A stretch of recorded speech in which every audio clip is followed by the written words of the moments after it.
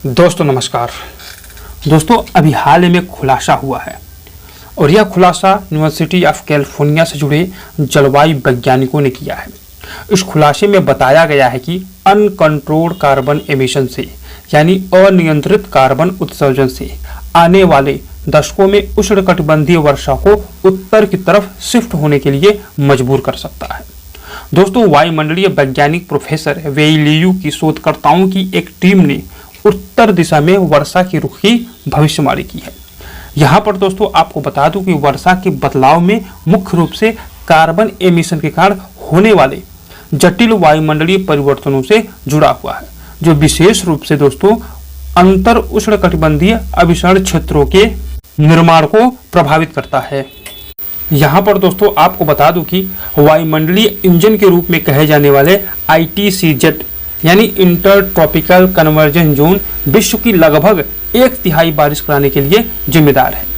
दोस्तों वैज्ञानिकों द्वारा कहा जा रहा है कि इसकी वजह से बारिश के पैटर्न में जो बदलाव होगा उसके कारण भूमध्य रेखा के पास कृषि और अर्थव्यवस्था पर एडवर्स इम्पैक्ट पड़ेगा। इसका असर दोस्तों भारत में भी बारिश पर पड़ेगा।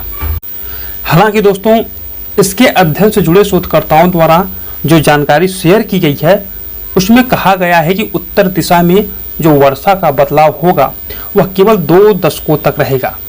उसके बाद दोस्तों फिर से यह दक्षिण की तरफ आ जाएगा, क्योंकि दक्षिणी महासागर के गर्म होने की वजह से बनने वाला मजबूत प्रभाव इन अभिसरण क्षेत्रों को वापस खींच लेगा और उन्हें हजारों साल तक दोस्तों वहीं पर बनाए रखेगा।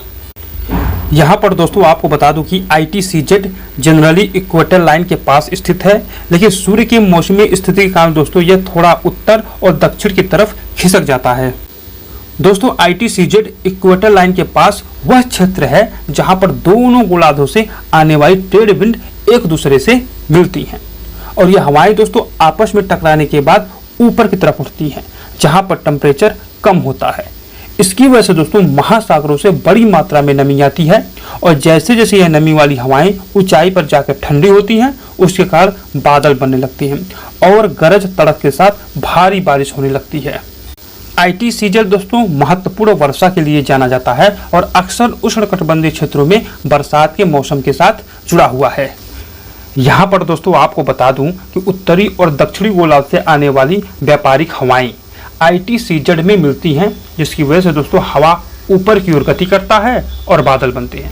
यानी दोस्तों दोनों गोलार्धों से व्यापारिक हवाओं के कन्वर्जेंस के कारण हवा ऊपर उठती है, जिससे बादल बनते हैं, जिससे भारी बारिश होती है।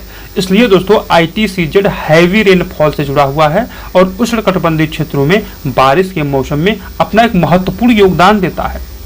दोस्तों ITCZ पृथ्वी के चारों ओर गर्मी और नमी को रीडिस्ट्रीब्यूट करके वैश्विक जलवायु प्रणाली में एक महत्वपूर्ण भूमिका निभाता है और यह दोस्तों मौसमी पैटर्न को प्रभावित करता है। ITCZ दोस्तों आमतौर पर सन को फॉलो करता है और इसका एग्जैक्ट पोजीशन और इंटेंसिटी समुद्र के तापमान, भूभाग और अन्य वायुमंडलीय स्थितियों जैसे कारकों के कारण भिन्न हो सकती है। दोस्तों ITCZ क्षेत्रीय मौसम के पैटर्न को प्रभावित करता है और ट्रॉपिकल एंड सब ट्रॉपिकल क्षेत्रों में एग्रीकल्चर, नेविगेशन और समग्र जलवायु परिवर्तनशीलता को प्रभावित करता है। यहाँ पर दोस्तों आपको बता दूं कि उष्णकटिबंधीय वर्षा को उत्तर की ओर शिफ्ट करने में जलवायु परिवर्तन की भूमिका बताई जा रही है, क्योंकि दोस्तों ग्लोबल वार्मिंग और क्लाइमेट चेंज वायुमंडलीय परिसंचरण यानी एटमॉस्फेयर सर्कुलेशन पैटर्न को बदल सकते हैं।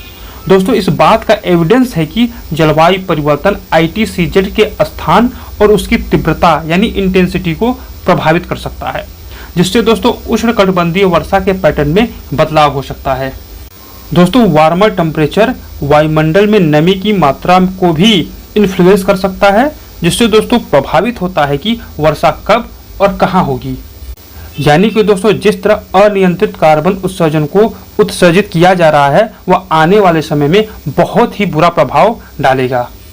यहाँ पर दोस्तों आपको बता दूं कि उष्णकटिबंधीय वर्षा यानी ट्रॉपिकल रेनफॉल का मतलब होता है कि उष्णकटिबंधीय अक्षांशों में होने वाली वर्षा, यानी कि दोस्तों कर्क रेखा और मकर रेखा के बीच में जो वर्षा होती है उसे ही उष्णकटिबंधीय वर्षा यानी ट्रॉपिकल रेनफॉल कहा जाता है। इन पूरे क्षेत्रों में पूरे साल हाई टेम्परेचर रहता है और नमी भी पर्याप्त रहती है। यदि दोस्तों जलवायु परिवर्तन के कारण उष्णकटिबंधीय वर्षा उत्तर की ओर शिफ्ट होता है तो कृषि पर बुरा प्रभाव पड़ सकता है। वर्तमान में लगातार वर्षा के पैटर्न पर निर्भर रहने वाले क्षेत्रों में वर्षा के समय और उसके तीव्रता में बदलाव हो सकता है। यह क्रॉप की ग्रोथ साइकिल के ऊपर एडवर्स इफेक्ट डाल सकता है, जिससे कृषि पद्धतियां और उसके पैदावार में कुछ परिवर्तन भी कर सकता है। इसके अलावा दोस्तों मीठे पानी के सप्लाई के लिए उष्णकटिबंधीय वर्षा पर निर्भर रहने वाले क्षेत्रों के पैटर्न में बड़े बदलाव होने पर वहां पर रहने वाले लोगों को चुनौतियों का सामना करना पड़ सकता है। इसी के साथ पारिस्थितिकी तंत्र पर भी बुरा प्रभाव पड़ सकता है, क्योंकि दोस्तों ट्रॉपिकल इकोसिस्टम जैसे कि rain forest, wetland specific rainfall के अनुकूल होते हैं।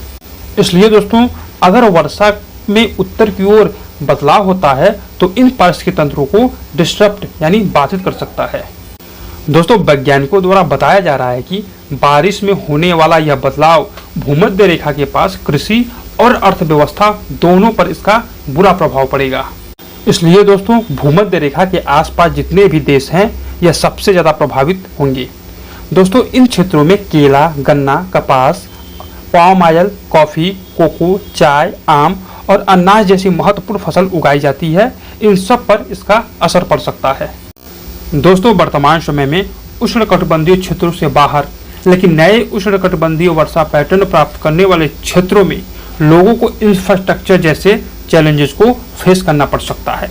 उनका जो दोस्तों इस समय बुनियादी ढांचा मौजूद है, जैसे कि उनका ड्रेनेज सिस्टम हो गया, उनका बाढ़ सुरक्षा उपाय हो गया, यह सब दोस्तों फेल हो सकते हैं। इसके अलावा एल नीनो, ला नीनो घटनाओं पर इसका बुरा प्रभाव पड़ सकता है। इसी के साथ वर्षा के पैटर्न में बदलाव होने की वजह से दोस्तों कृषि में, पर्यटन में काफ़ी नुकसान हो सकता है और सामाजिक रूप से लोगों को नई जलवायु के अनुकूल होने में चुनौतियों का सामना करना पड़ सकता है। कुल मिलाकर दोस्तों अगर कहा जाए कि जलवायु परिवर्तन के कारण उष्णकटिबंधीय वर्षा उत्तर की ओर अगर शिफ्ट होता है तो उसकी वजह से प्राकृतिक और मानव दोनों प्रणालियों पर व्यापक और जटिल प्रभाव पड़ने की संभावना है। इसके प्रभाव को दोस्तों कम करने के लिए अनुकूल रणनीतियों और नीतियों पर फोकस करना पड़ेगा। दोस्तों अगर यह नॉलेज आपको पसंद आए तो चैनल को सब्सक्राइब कर दीजिएगा, वीडियो को लाइक कर दीजिएगा। बहुत बहुत धन्यवाद।